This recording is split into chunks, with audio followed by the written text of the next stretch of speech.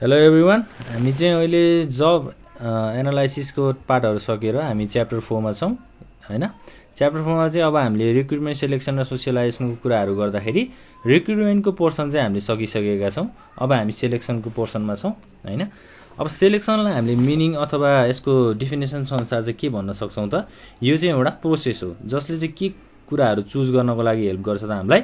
Choosing the most qualified and suitable candidate भनेको अब अर्गनाइजेसनमा चाहिने एउटा सुइटेबल क्यान्डिडेट अथवा क्वालिफाइड क्यान्डिडेटलाई चाहिँ चुज गर्ने प्रोसेसलाई हामीले सेलेक्सन प्रोसेस भन्छौँ। कसरी चुज गरिन्छ त, candidate to fill organisation vacancies हैन।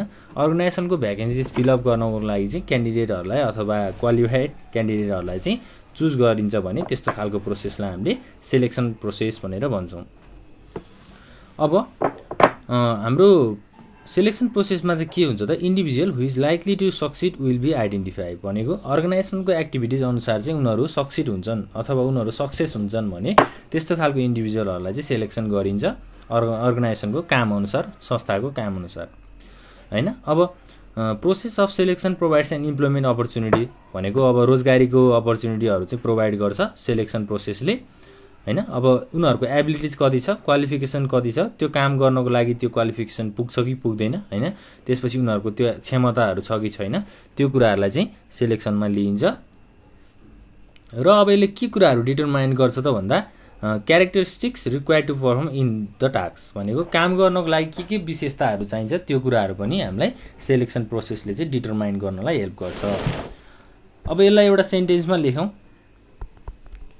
Selection is the process of choosing most qualified and suitable candidate to fill organizational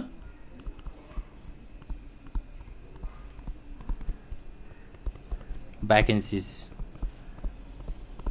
हैन। अर्गनाइजेसनको भ्याकेन्सिजहरूलाई चाहिँ अब सुइटेबल र क्वालिफाइड क्यान्डिडेट चुज गर्नको लागि हामीले त्यसलाई सेलेक्सन प्रोसेस भन्छौँ। अब सेलेक्सन प्रोसेसको प्राइमरी पर्पज चाहिँ के हो त हैन, यसको गोल चाहिँ के हो त, the primary purpose of selection activities is to predict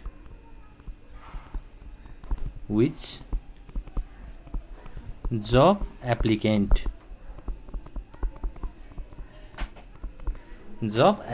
will be successful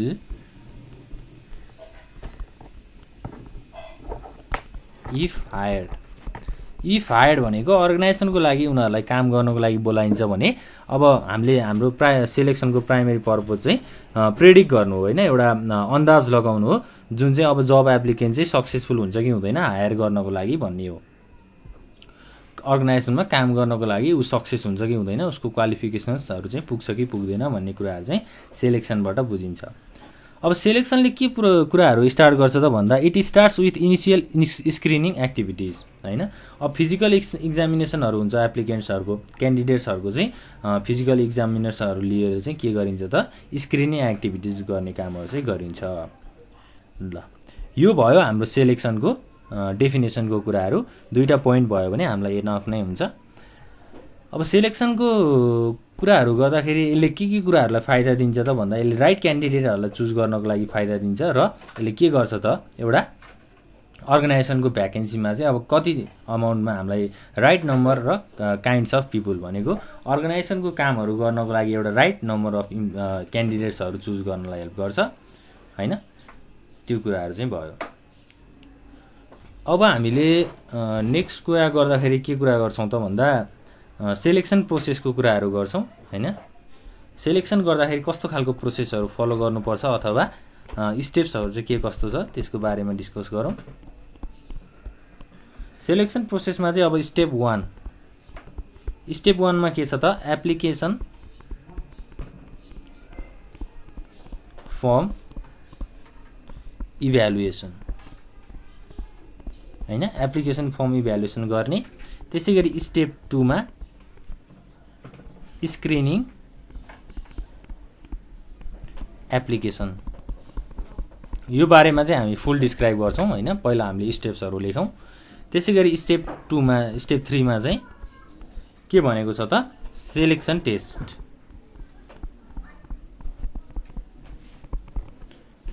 step 4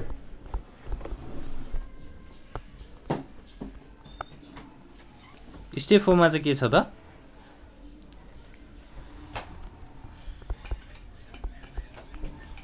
selection interview. Step 5 मा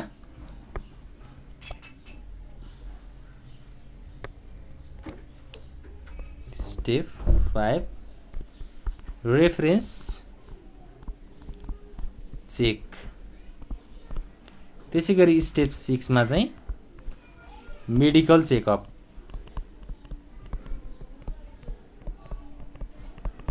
र हाम्रो फाइनल एन्ड लास्ट स्टेप भनेको के हो त स्टेप 7 छ। स्टेप 7 मा चाहिँ के कुराहरु गरिन्छ त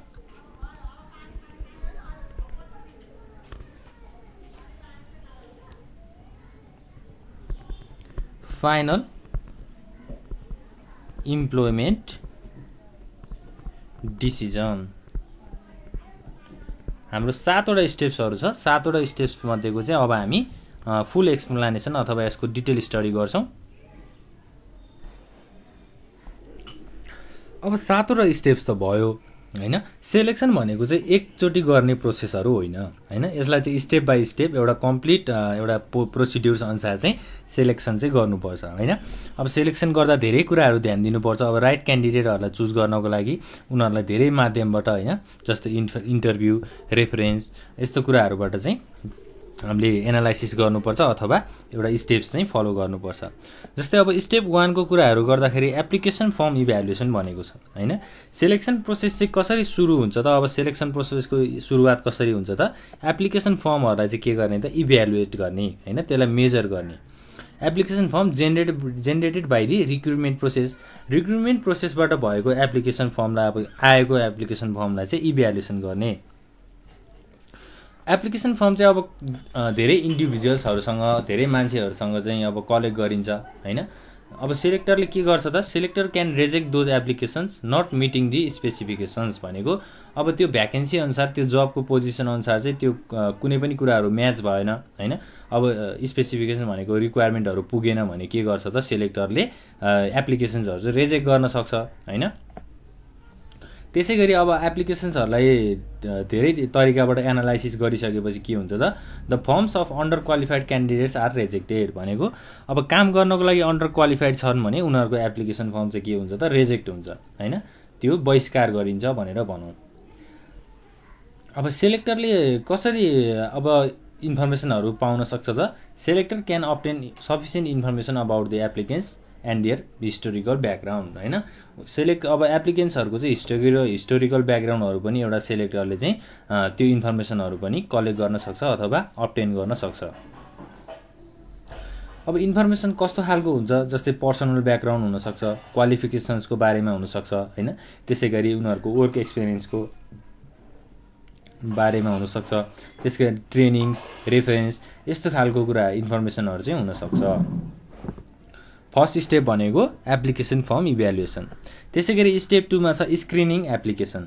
अब स्क्रिनिङ एप्लिकेसन भनेको के हो त एप्लिकेसन फर्मलाई रिसिभ गरेर त्यसलाई इभ्यालुएसन गरिसकेपछि हामीले के गर्नुपर्छ त त्यसलाई स्क्रिन आउट गर्नुपर्छ। स्क्रिन आउट कसरी गरिन्छ त स्क्रिनिङ कमिटीले चाहिँ अब फिल्टर गर्छ हैन, क्यान्डिडेटहरुलाई फिल्टर गर्ने कामहरु गर्छ। क्वालिफाइड क्यान्डिडेटहरुलाई चाहिँ के गरिन्छ त त्यसपछि अब क्वालिफाइड क्यान्डिडेट भइसकेपछि qualified candidates is prepared who are suppose to perform well in the organisation. अब संस्थामा उनीहरुको एबिलिटी छ, उनीहरु अब काम गर्न सक्छन् भनिसकेपछि उनीहरुको फर्मलाई एक्सेप्ट गरिन्छ।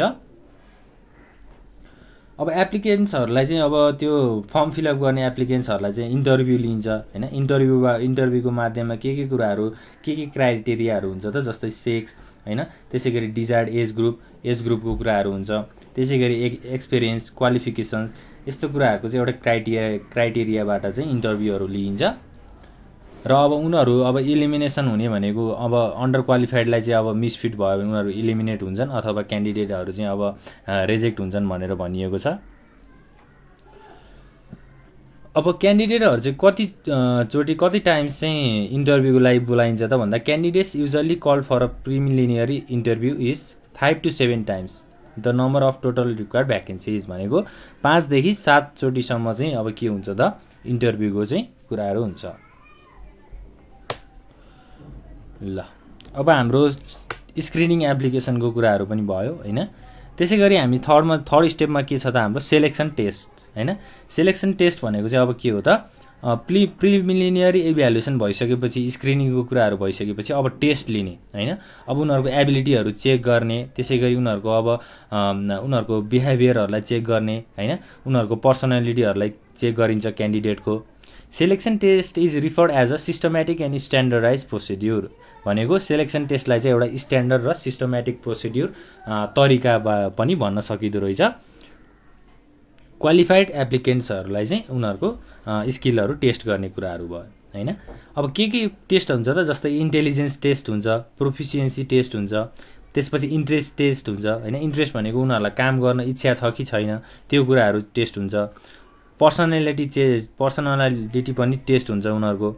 अब उनीहरूको विकनेसहरू के कस्तो छ, स्ट्रेन्थहरू के कस्तो छ त्यो कुराहरू चाहिँ हामीलाई सेलेक्सन टेस्टबाट थाहा हुन्छ क्यान्डिडेटको। त्यसै गरी स्टेप 4 मा जाउँ सेलेक्सन इन्टरभ्यू हैन।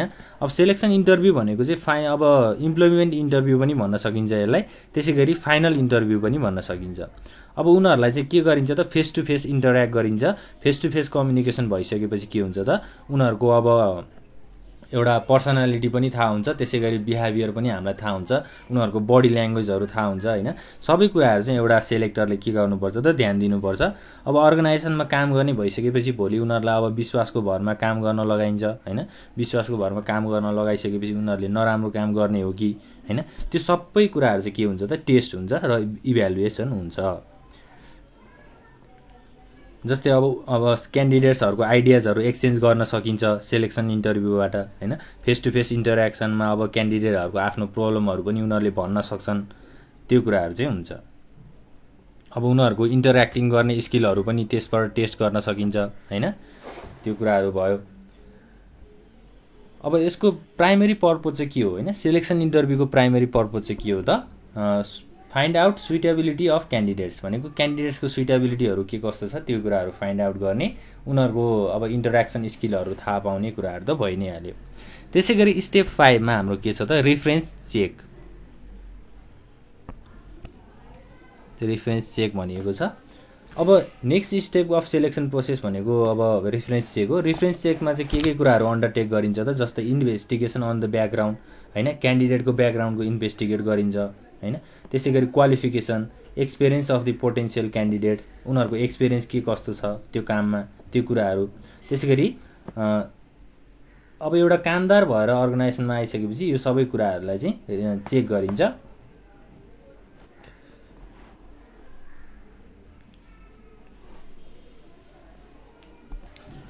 अब रेफरेन्स चेकलाई चाहिँ हामीले के पनि भन्न सक्छौँ त एप्लिकेन्ट्सहरूले दिएको इन्फर्मेसनहरू राइट छ कि छैन हैन, उनीहरूले गलत इन्फर्मेसन दिएका छन् कि त्यो कुराहरू पनि यसबाट चाहिँ चेक गर्न सकिन्छ अथवा मेजर गर्न सकिन्छ। अब उनीहरूको रेफरेन्सहरूलाई भेरिफिकेसन गर्न सकिन्छ हैन, उनीहरूको बिहेभियरहरू, फिजिकल हेल्थ, यी सबै कुराहरू चाहिँ हाम्रो रेफरेन्स चेकबाट हुन्छ। त्यसै गरी मेडिकल चेकअप भनेको छ। मेडिकल चेकअप भनेको चाहिँ अब क्यान्डिडेटहरू हेल्दी छन् कि छैनन् हैन, उनीहरूलाई काम गर्दाखेरि मेडिकल समस्याहरू आउँछ कि आउँदैन। एउटा मेडिकल चेक चाहिँ हाम्रो अर्गनाइजेसनको प्रोसिड्युर्स रुल्स अनुसार पनि एकदमै इम्पोर्टेन्ट छ हैन। यसको मेन अब्जेक्टिभ भनेको चाहिँ अब to have proper matching of job requirement with the physical fitness. Physical fitness पनि एकदमै जरुरी छ, किनभने अब काम गर्दाखेरि त धेरै समस्याहरू आउन सक्छ हैन। अब एउटा एकदमै इम्पोर्टेन्ट डिसिजनहरू लिनुपर्ने बेलामा चाहिँ इम्प्लोइहरू बिरामी भए हैन, त्यसै गरी उनीहरूको फिजिकल फिटनेस चाहिँ कम भयो भने पर्फर्मेन्स र क्वालिटी अब आउटपुटहरूमा पनि के गर्छ, यसको प्रोडक्टिभिटी पनि अर्गनाइजेसनको घट्न सक्छ हैन। त्यही भएर मेडिकल चेकअप पनि एकदमै जरुरी छ। मेडिकल चेकअप भनेको अब त्यही नै हो, हेल्थ प्रब्लम्सहरूलाई टेस्ट गर्ने हैन, त्यसमा म्याच गर्ने कुराहरू हो। अब हाम्रो फाइनल्ली स्टेप 7 मा चाहिँ के छ त, फाइनल इम्प्लोइमेन्ट डिसिजन। अब फाइनल इम्प्लोइमेन्ट डिसिजन भनेको उनीहरूलाई रेजेक्ट गर्ने कि एक्सेप्ट गर्ने, क्यान्डिडेटलाई रेजेक्ट गर्ने कि एक्सेप्ट गर्ने भन्ने कुराहरू फाइनल इम्प्लोइमेन्ट डिसिजनमा हुन्छ। र यो चाहिँ एउटा लास्ट प्रोसेस हो हैन। सबै कुराहरू अब माथिको स्टेप्सहरू सबै कुराहरू पुगिसकेपछि, माथिको स्टेप्सहरू पास भइसकेपछि फाइनल डिसिजन चाहिँ रेजेक्ट द क्यान्डिडेट अथवा hold the candidate or hire the place भनेको हाम्रो 3टा कुराहरू हुन्छ। एउटा रेजेक्ट हुन्छ, अर्को भनेको होल्ड हुन्छ र लास्टमा चाहिँ हायर हुन्छ। अब रेजेक्ट गर्ने भयो भने, अब अन्डर क्वालिफाइड भयो भने रेजेक्ट हुन्छ। होल्ड भनेको चाहिँ अब क्यान्डिडेटहरूलाई राखिरहने हैन, उनीहरूको अब इन्फर्मेसनहरूलाई ग्यादर गरिराख्ने र उनीहरूलाई अब हामी कल गर्छौँ अथवा फाइनल कल गर्छौँ भनेर उनीहरूलाई एउटा इन्फर्मेसनहरू दिने, त्यो भनेको होल्ड द क्यान्डिडेट भयो। र हायर भनेको अब उनीहरूलाई इम्प्लोइमेन्ट अपर्च्युनिटिजहरू दिने फाइनल्ली हैन, फाइनल्ली अर्गनाइजेसनमा काम गराउने कुराहरू चाहिँ हाम्रो हायरको कुराहरू भयो। ल यो 7वटा स्टेप चाहिँ हाम्रो सिलेक्सन गर्दाखेरि के कुराहरू स्टेप्सहरू फलो गर्नुपर्छ भन्ने कुराहरू हो। अब एउटा गुड सिलेक्सन प्रोसेसको क्यारेक्टरिस्टिक्स अथवा यसका विशेषताहरू चाहिँ के कस्ता हुन सक्छन् त, त्यो कुराहरू पनि हामी डिस्कस गर्छौँ। Features of good selection process हैन। अब एउटा राम्रो सिलेक्सन प्रोसेसको फिचर्सहरू चाहिँ के कस्ता हुन सक्छन् त, जस्तै अब it eliminates unsuitable and misfit candidates भनेको अनसुइटेबल र misfit candidates, unsuitable and misfit candidates are eliminated. ल उनीहरू चाहिँ एलिमिनेट हुन्छन्। त्यसै गरी सेकेन्डमा के छ त, सेकेन्डमा चाहिँ हाम्रो अब एउटा कन्ट्र्याक्चुअल रिलेसनसिपहरू मेन्टेन गर्ने हैन, employment of workers through which a contractual relationship between employees and employers is establish भनेको अब काम गर्ने इम्प्लोइज र एउटा काम लगाउने इम्प्लोयर्स बिच के हुन्छ त, कन्ट्र्याक्चुअल रिलेसनसिप हुन्छ। उनीहरूले एउटा कन्ट्र्याक्ट गरेका हुन्छन्, यति ड्युरेसनसम्म म यो अर्गनाइजेसनमा काम गर्छु भनेर एउटा कन्ट्र्याक्ट साइन गरेका हुन्छन्। यो कुराहरू चाहिँ हाम्रो फिचर्स अफ गुड सिलेक्सन प्रोसेसमा आउँछ। जस्तै अब it involves rejecting of large number of under qualified candidates भनेको धेरै सङ्ख्यामा अब अन्डर क्वालिफाइड क्यान्डिडेट्सहरू छन् भने उनीहरूलाई रेजेक्ट पनि गर्न सकिन्छ। हाम्रो फिचर्स अफ गुड सिलेक्सन प्रोसेसको विशेषताहरू चाहिँ यति नै हो। पोइन्टमा लेख्दाखेरि हामीले यसलाई के भन्न सक्छौँ त, एलिमिनेट्स अन्डर क्वालिफाइड क्यान्डिडेट्स। त्यसै गरी अर्को के हुन सक्छ, अब rejection of large number of